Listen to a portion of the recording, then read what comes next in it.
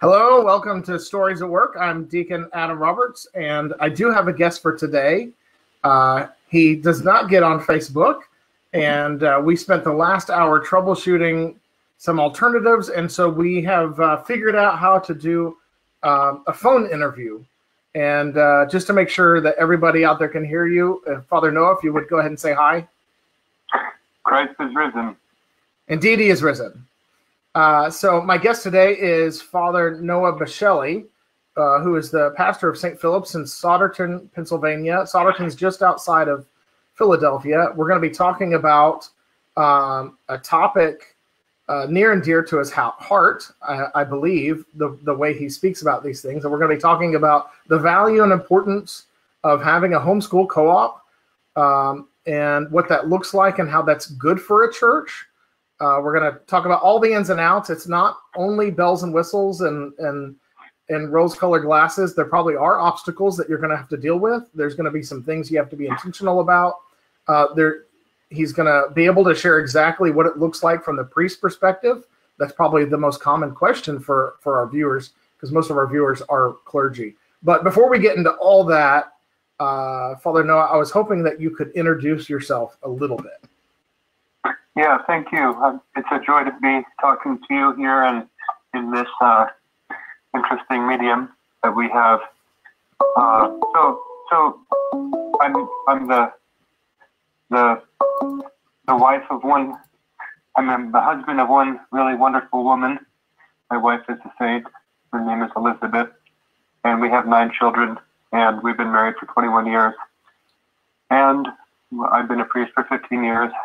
Went to St. Vladimir's and then served in Connecticut for 3 years, and then I've been at St. Philip's for going on 13. And there's nothing like ministry to challenge you and to make you see your limitations, but also make you see God's grace through all of that. And so we started to homeschool when my oldest turned 6 or 5 or 6, whenever. We weren't in a good school district in Connecticut. And so that kind of pushed us into this idea that we were looking at anyway. And he's graduated. He's an excellent student, and thank God it's all worked out pretty well. So that's a little bit of me. Okay, we had a little bit of digitizing there at the end. I was adjusting something. I think that was my fault. So I think we'll be over that now. We have a few viewers. If you could just comment that you can hear Father Noah. I'm, for the first time, having a phone interview on here. I've never done that before, and I want to make sure everybody can hear Father Noah correctly. So, Father Noah, if you would say hi one more time. Christ is risen. Indeed, he is risen. Hakad Kam. So, Christos post Christ. Can you hear me? Yeah, so I can hear you well. We'll hear in a second. If the viewers can hear you, hopefully they can. We just tested this about 20 minutes ago, and it seemed to go well. And we're going to be talking about, as I mentioned at the very beginning of the broadcast, we're going to be talking about a homeschool co-op. So maybe the first thing is, thank you, Kenny. Kenny said it sounds good. So I'm just okay. relieved that it sounds good. So, So, Father Noah, maybe we should talk about what a homeschool co-op is, and maybe you could explain how it can really actually take several different personalities, because I think I don't want people to think I've been to one, I saw it, and think that all of them are just like that one. So maybe we should kind of talk about what it is and what it looks like. Yeah, so the word co-op, of course, is short for cooperative, and if we go to the etymology of that word, we see it's working together, cooperation, and it reminds us of the word synergy, which is very dear to us Orthodox Christians, knowing that our entire life, including salvation and sharing God's life, is one of synergy. His working and we're trying to work with him. So the whole word co-op is cooperation, and it can be a massive, 50 family, 100 family thing. It could be a 3 or 4 family thing in a homeschooling context, and it means that there whatever people can bring to the table, bring to the group, is what the co-op has. And so it can be defined in any way that the leadership wants. So it could be co-ops that I've been involved in, my children have been involved in, would go, some of them once a month would go on a field trip. And sometimes the field trips would be educational. Sometimes they would be entertainment or exercise related. Sometimes they would be service related. And so the scope of the co-op was that much, just monthly field trips, say on a Friday afternoon. And then different parents would say, okay, I'll organize the educational one. We'll find a museum. I'll organize, another mom would say, okay, I'll organize the recreational one. I like soccer or something. We'll set up everything. Another one said, well, I know this nursing home, and we could sing some songs and bring some cookies. So I'll do the service one. So then there's other co-ops that turn into 2 or 3 days a week, because maybe there's a pool of 15 or 20 or 30 families. And, one dad says, well, I have Tuesday afternoons off, and I'd be glad to teach a science class. And then a mom says, oh, I studied math in college, and I'd be glad to teach an upper math class. And a lot of parents will say, oh, but that's great, because I can't teach more than algebra. And then somebody likes literature, and somebody likes poetry, and somebody, all of a sudden you have Spanish, you have science, you have everything going on. And those ones, the bigger, of course, the bigger it is, the harder it is to manage. So it could be small, microscopic 2 or 3 families getting together, or it could be, 30, 40, 50 families. Yeah, and I know firsthand of several different variations, and where we have some Orthodox churches where they provide the space, and the co-op kind of exists as its own structure and with its own autonomy. Really, I mean, even though everyone there is Orthodox and they're members, there's not an official relationship other than, everyone there is pretty much Orthodox Christian. I've seen others where some of the children coming are Orthodox and some aren't. Some of the families are and some aren't. And so there's a mixture. Well, I've seen others that, everyone involved was Orthodox. There's varying levels, degrees of how involved a priest is. There's one I can think of where the priest is not involved at all. He's supportive completely, but he's just not involved. That's not part of his ministry or routine. But let's back up real quick. And so that's what a co-op is. It's the cooperation of any number of families that want to do it, and they tend to go by year by year. A family will say, okay, we're going to commit for this year, and this is what we can do. Yeah. This is when we can meet, and if they can, find enough families that have a similar commitment schedule, then they can do that. Co-ops are important in the homeschooling world because it's easy for homeschooling families to become a little too isolated. Homeschooling, if you try to reproduce, your own vision of a great education, it can take everything out of you, and then you end up not going anywhere.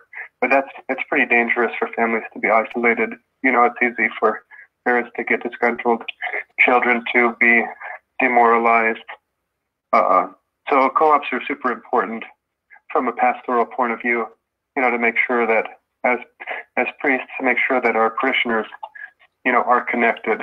And it's perfect, of course, that it can be connected to the parish, because then, the homes are supposed to be little churches anyway. So it's a nice way to connect the homeschooling to the church.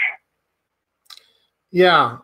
What I was curious about, and I don't know if this makes sense to talk about next, and you can go whatever direction you want, but at some point during this interview, I do want to talk about, how involved the priest should be in the co-op.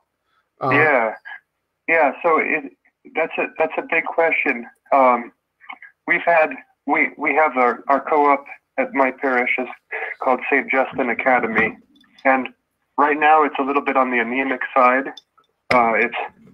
It's every once in a while getting together for some recreational things, but in the past it's been more robust, with some field trips or with weekly meetings for a couple years, and so I think that it could be like you were saying. It could be that the priest says, hey, you guys are welcome to use Sunday school rooms or the great room, the church hall. You're welcome to use the church. Just tell me when you're going to be there. Make sure you clean up. Don't do anything crazy.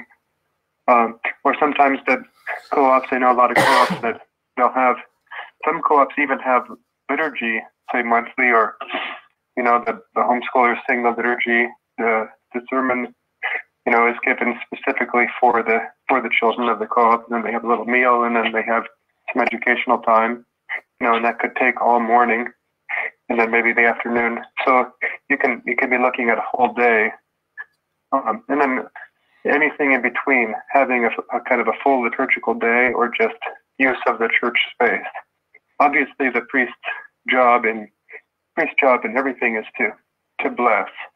Say, okay, this is blessed, and I'm going to allow this to happen in my church. And then the priest can decide, how much of me is really needed, and should I use my time and energy in another place, or do they really need this?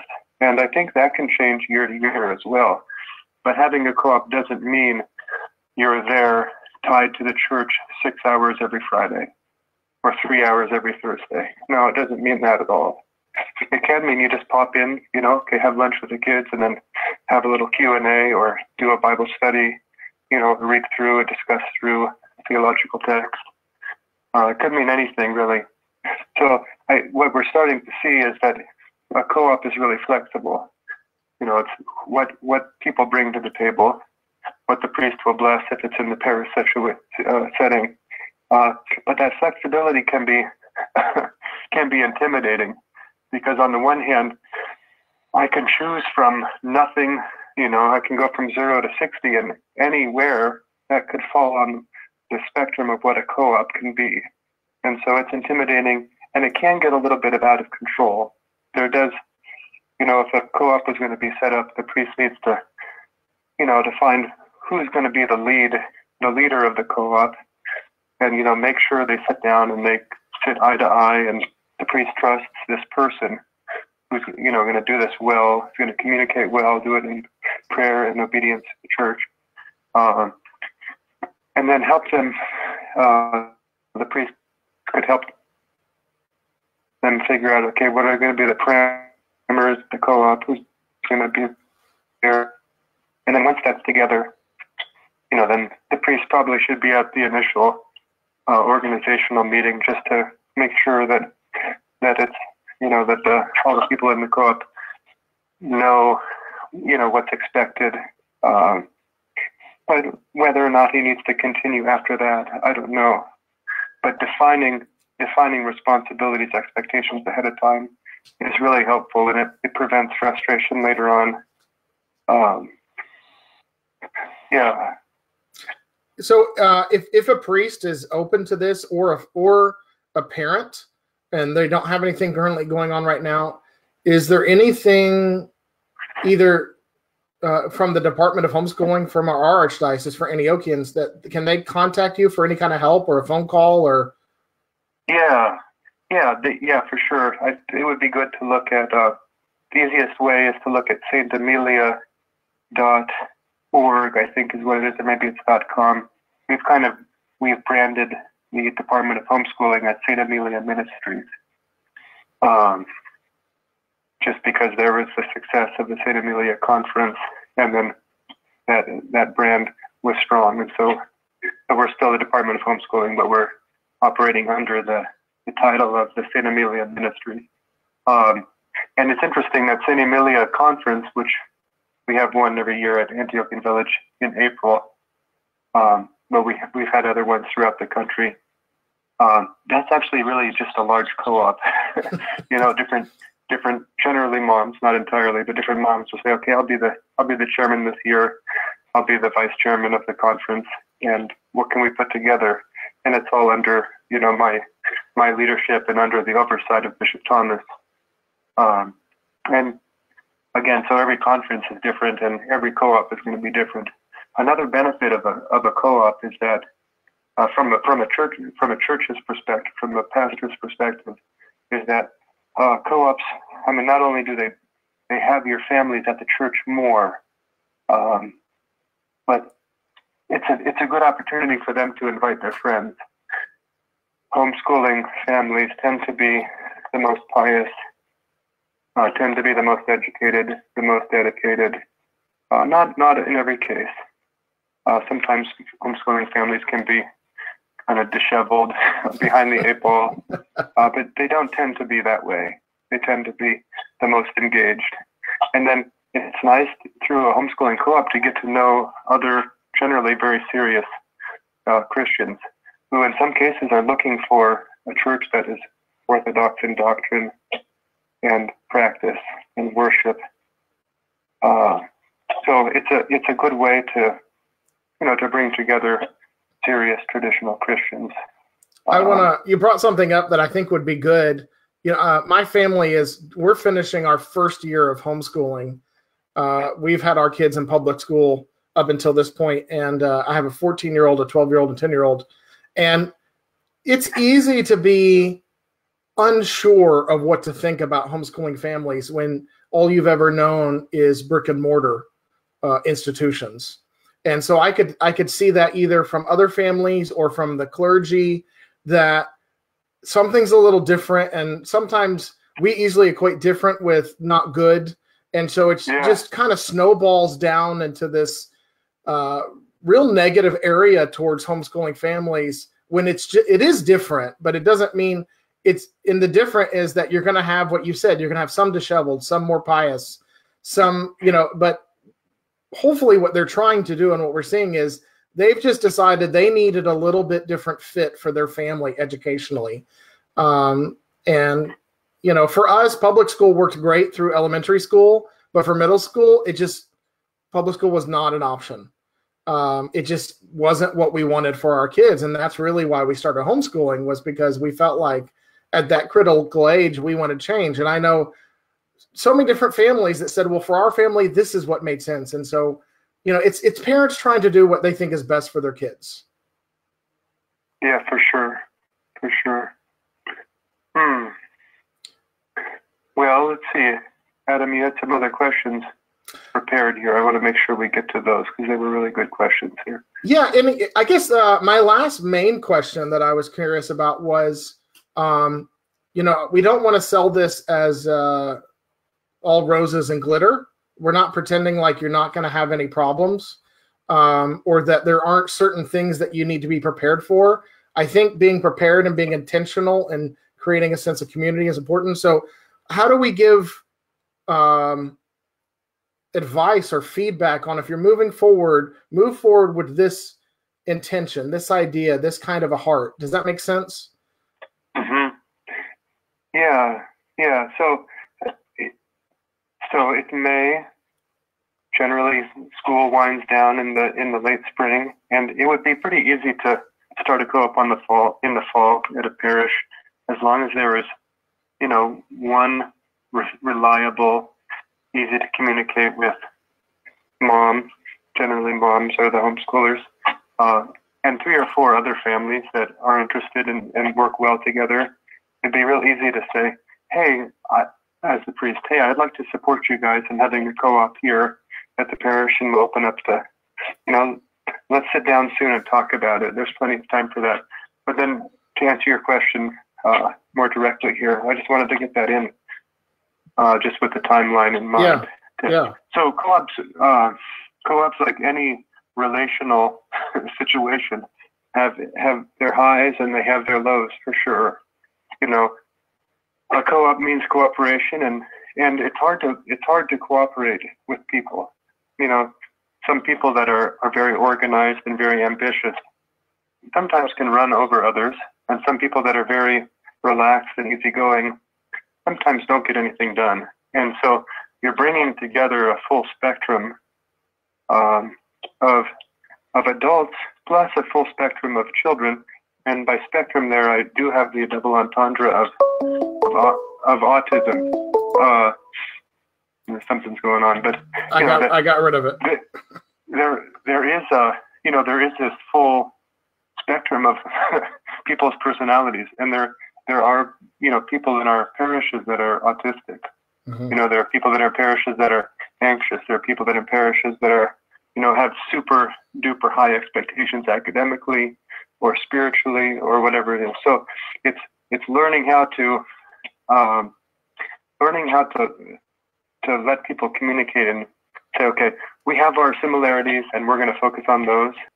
We have our differences and we're going to be charitable and relaxed about those. Because an Orthodox Christian, we follow the faith of the fathers and all of these things. And yet some of us follow them in different ways, and family size really can change things.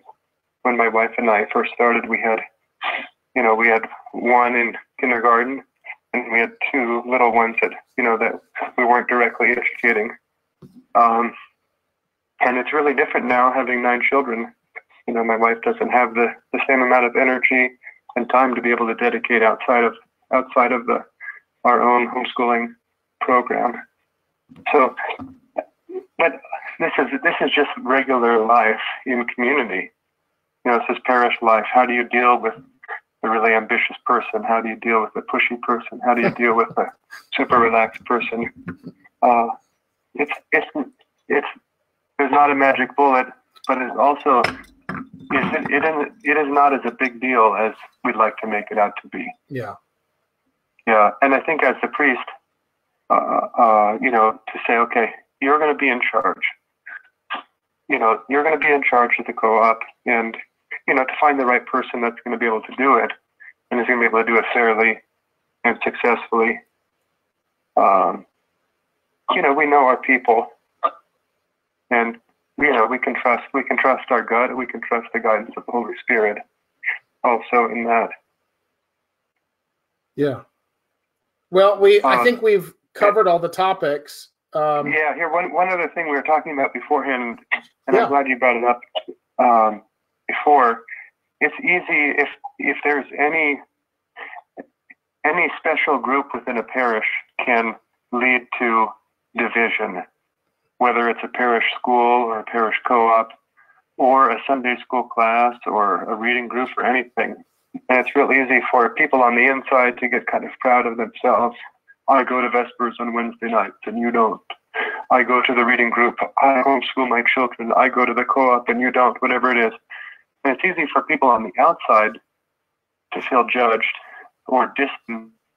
So it's really important for the parish priest to not play into that at all.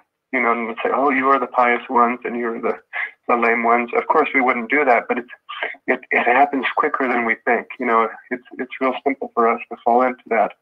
And so just to make sure that there are relationships and events that will bridge beyond, a co-op thing.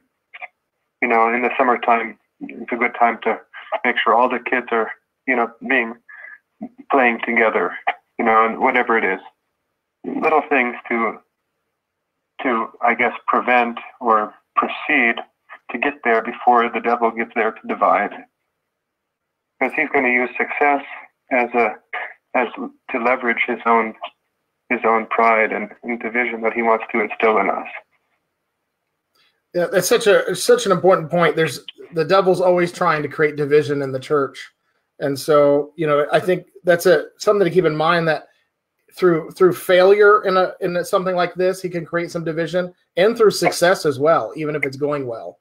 And so we have to intentionally, keep those walls out of the way. Don't let them get built up, and families are families. And, if the homeschooler's schedule allows them to be there, there's still things they can do to include the non-homeschooling families and still be one family, one congregation.